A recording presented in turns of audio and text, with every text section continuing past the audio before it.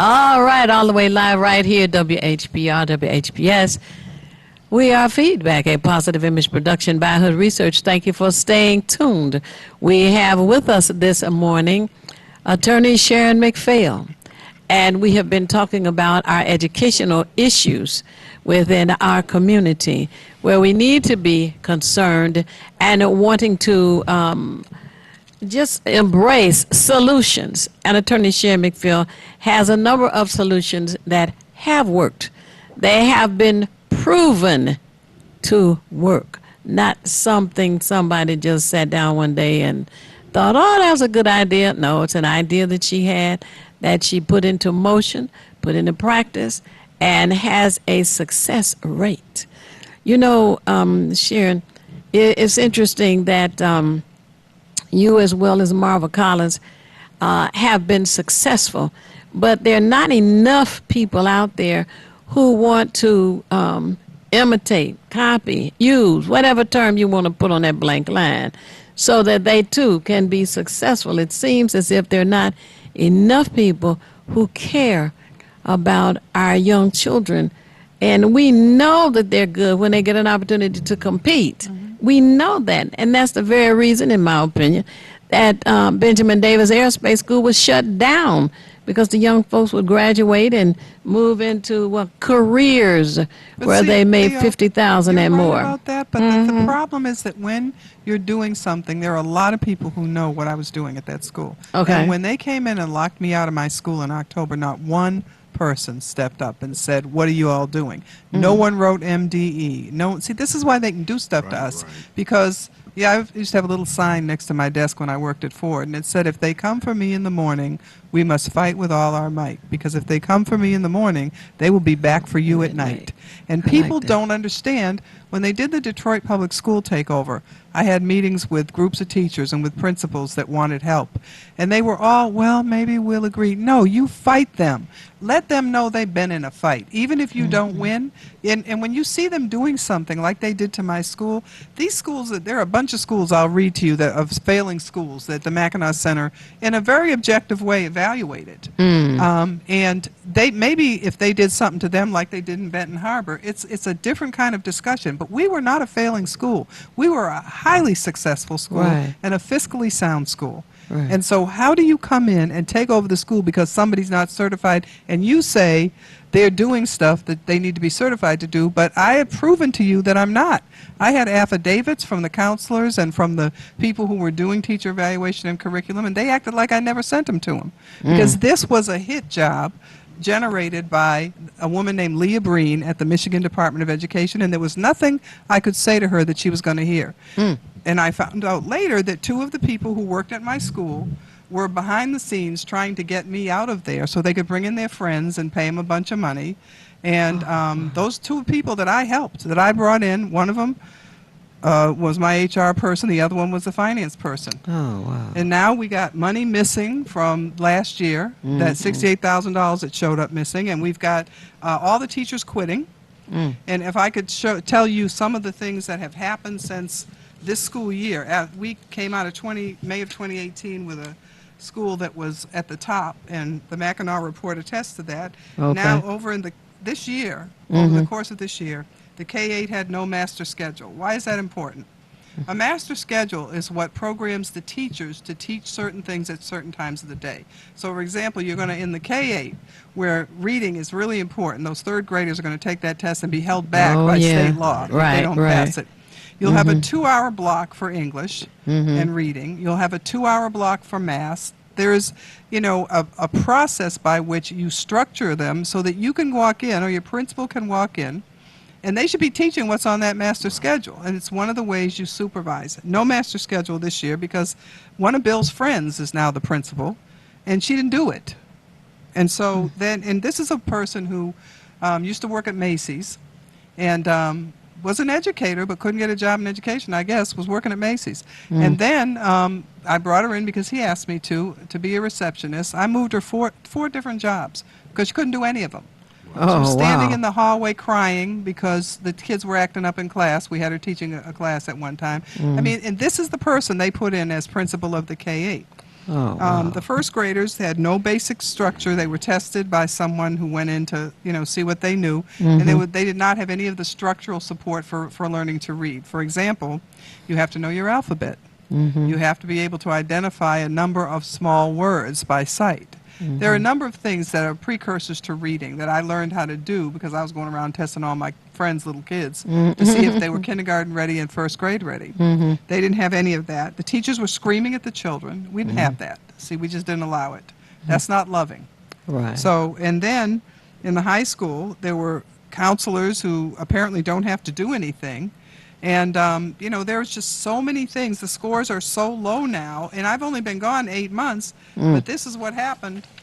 They have, in the K-8, third graders, 1 proficient in math, 2 in reading, out of 400 kids. Wow. In fourth grade, 0 proficient in math, 3 in reading. In the fifth grade, 0 proficient in math, 1 in reading.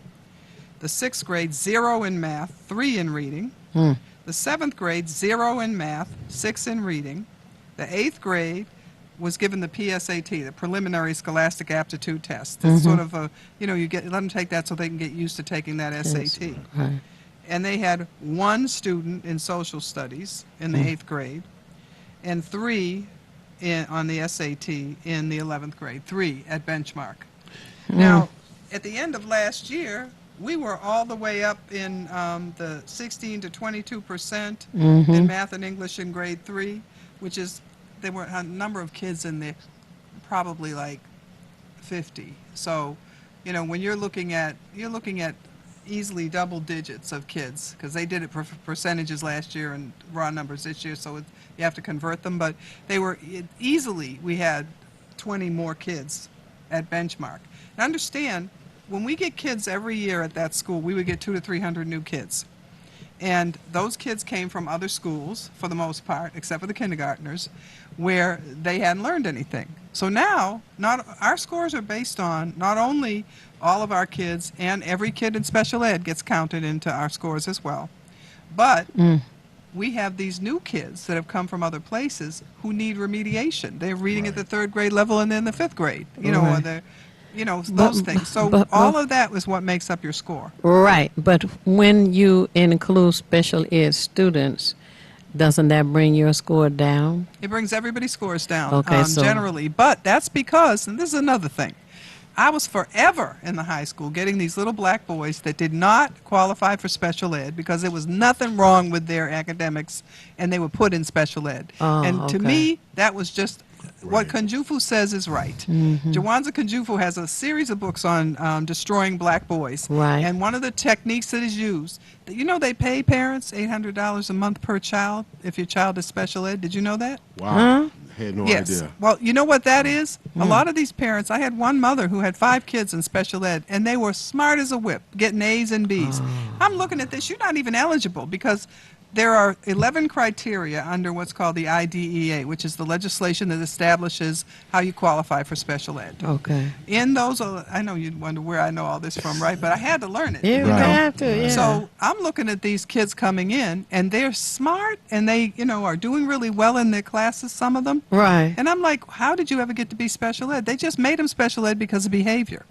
So what that means is you can't control your classroom, so you're going to designate the student as the problem. No, the problem is you're not prepared, because when you come into a class as a teacher, you have to have every 5 minutes planned out.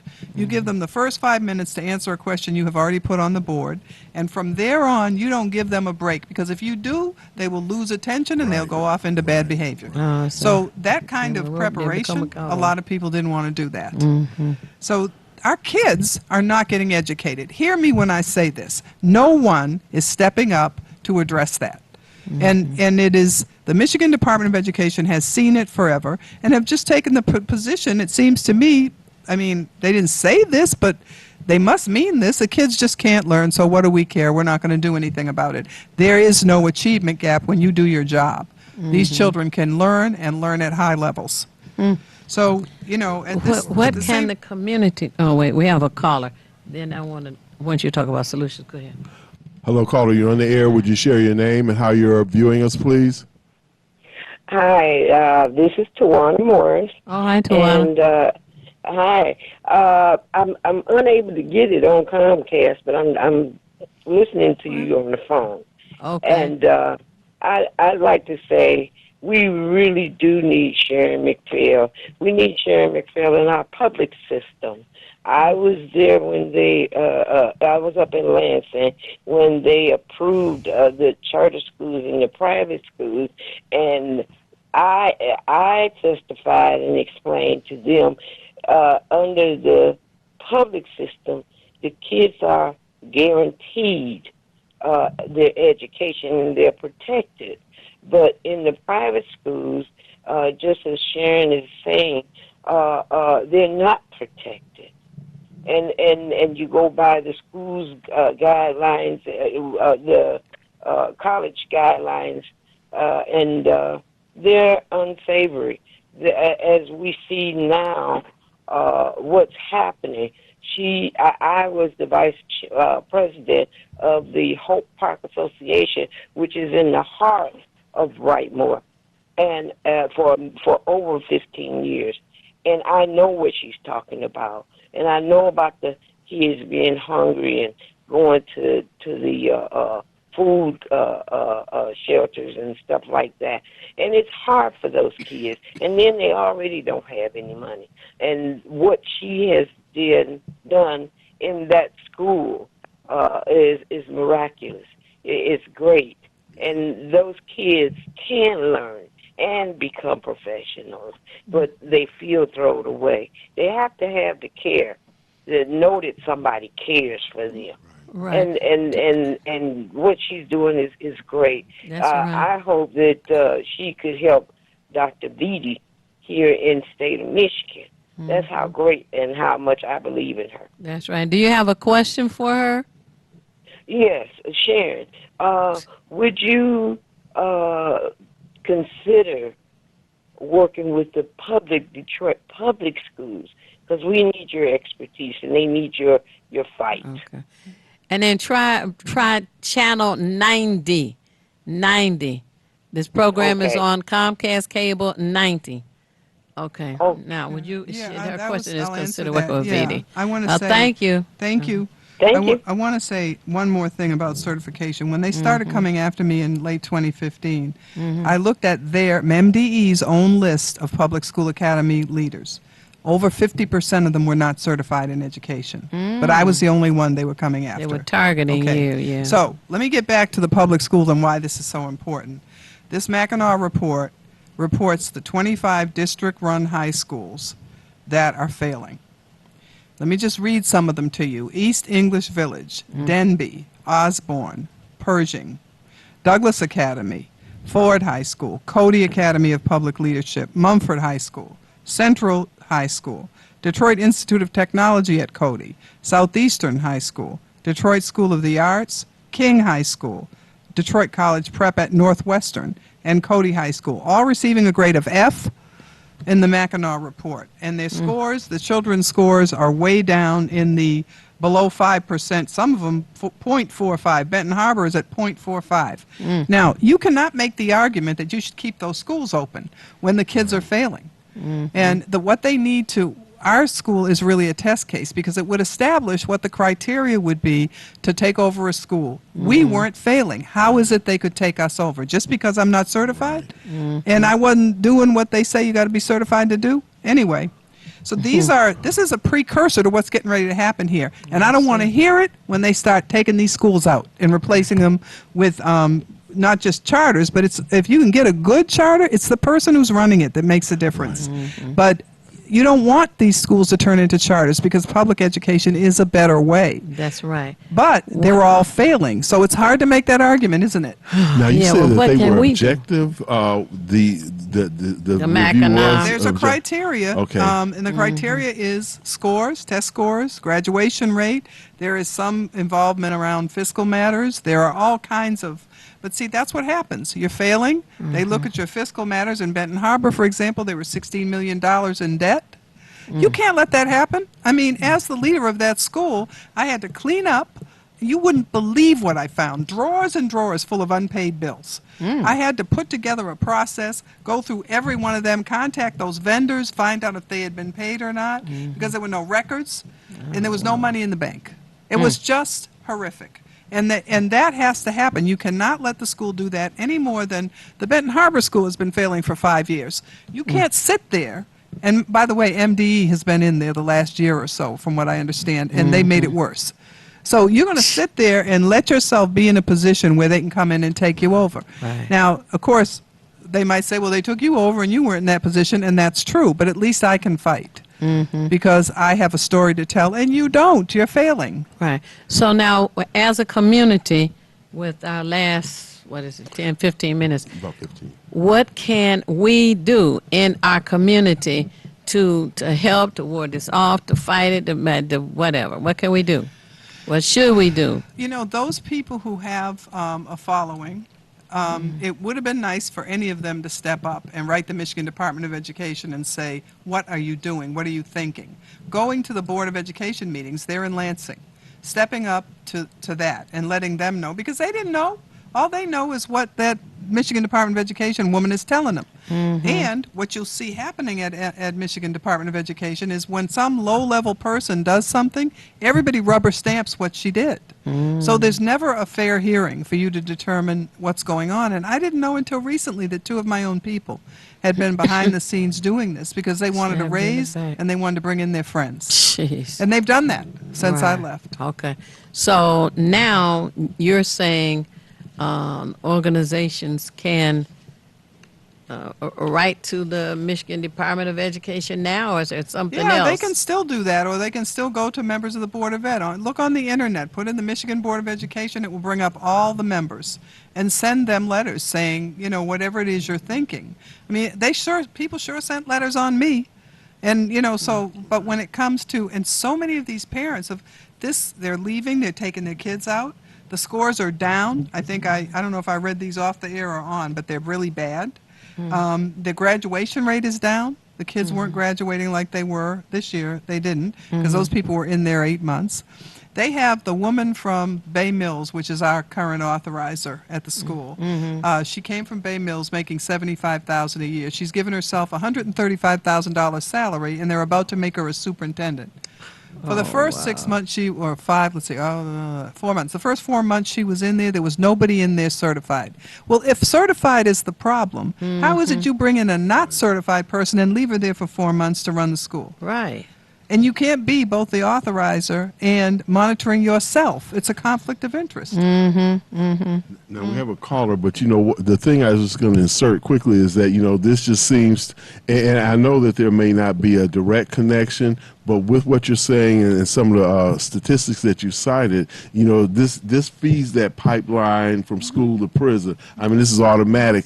And the fact that you would have someone come in and then the whole quality of education has diminished, yet you can still keep a person in there. But again, that just seems to feed it. And I know that there may not be a direct correlation between the two, There but is. certainly, okay, yeah. Okay, I didn't want to say it, but I wanted to think it for sure. Okay, we'll go to the call. Hello, caller, you're on the air. Would you share your name and how you're viewing us, please? Channel 33, this is Kurt calling back. It's just one quick question. How come you have to turn it into a charter school? Because things are going, I mean, a for-profit making school. Why do you have to take it from Detroit Public School and make it a profit-making school? How is that going to change things? Because they've been failing. All the charter schools been failing. And that's what I said earlier. What is the difference before 1999 and now?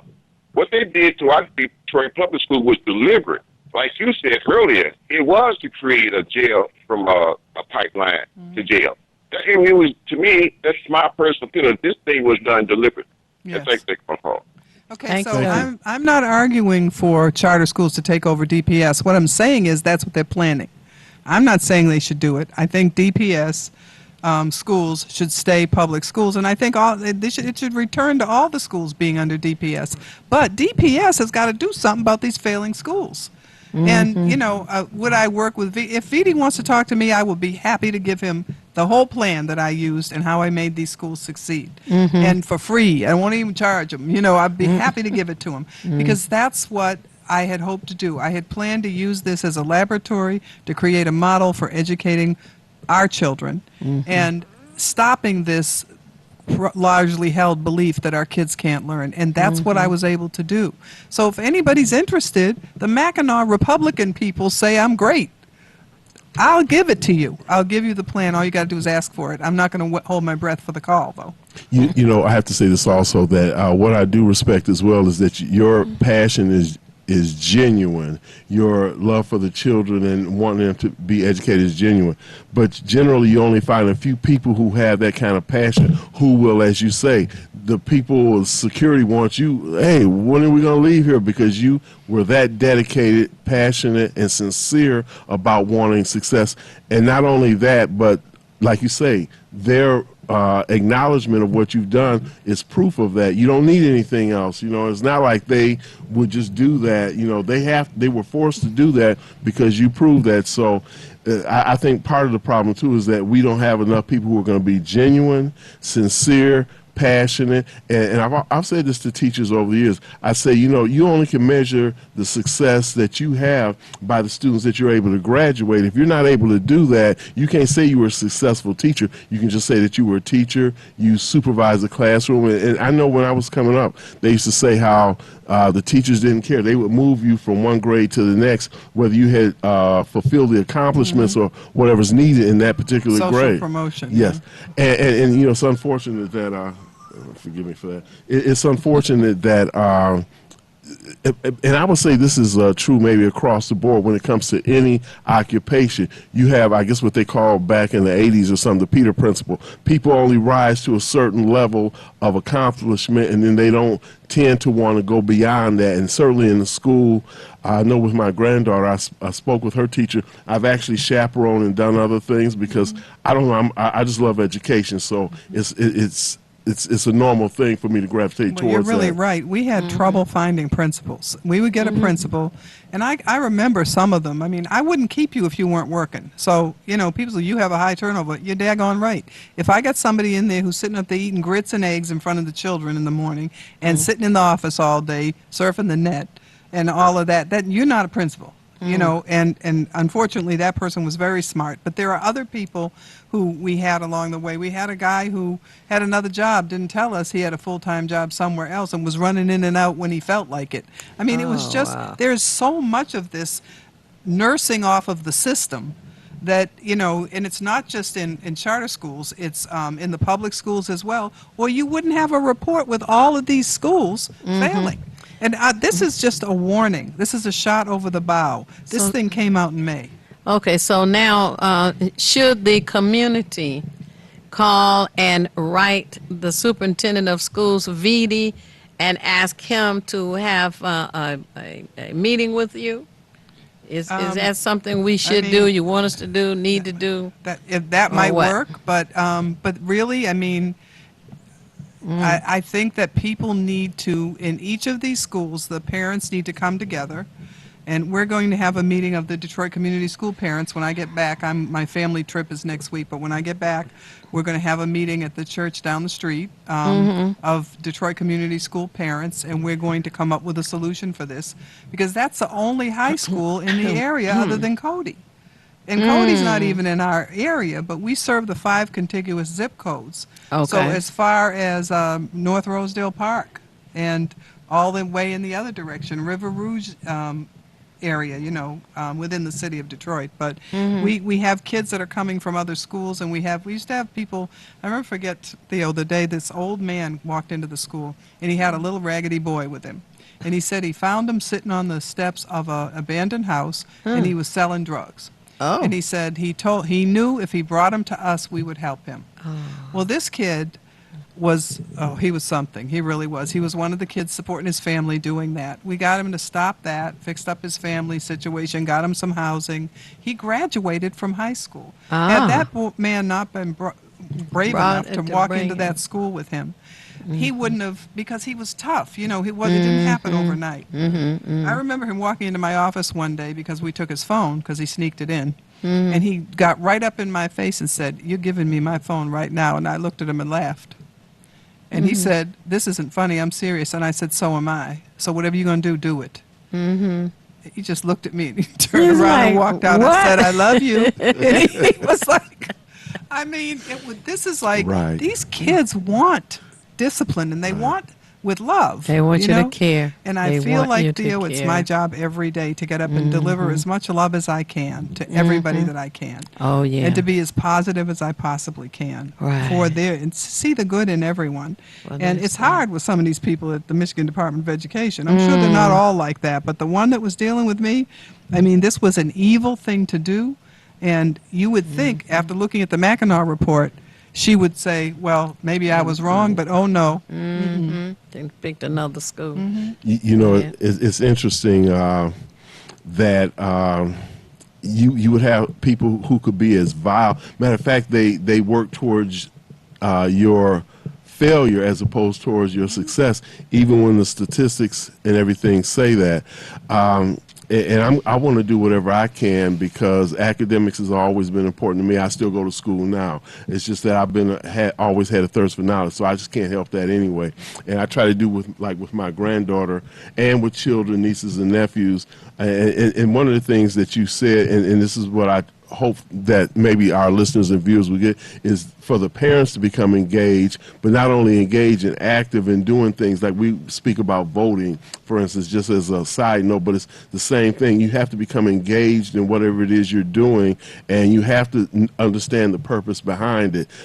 Too many young men, and I try to work with them a lot of times to help them understand the difference between what it is to be a man and how they have to conduct themselves, and how young ladies, as you say, when you give them these titles, king, queen, princess, that type of thing, it automatically changes the mindset of how they see themselves.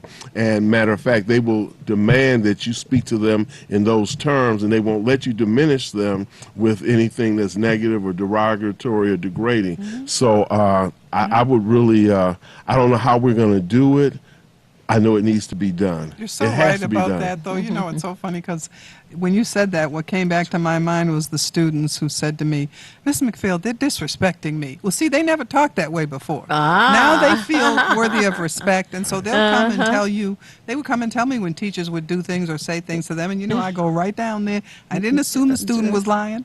I wanted to know what you have to say, what the teacher has to say. And most of the time, they were telling the truth. Teachers Wow. cursing at kids in the classroom. Oh, Lord. Yeah. You know, it's not, by the way, it's not all of them. Before somebody says, I'm indicting all teachers, I'm not. Because we had, when I left there, a wonderful cohort of really strong teachers that came back every year. And Theo, they fired the black male science teachers. Oh. Now, how do you get a black male science teacher? They fired him. Rare, They fired our very math rare. teacher who's black. We They- need male unbelievable. teachers. Yeah. Wow. Well, we are down to our last minute and a half.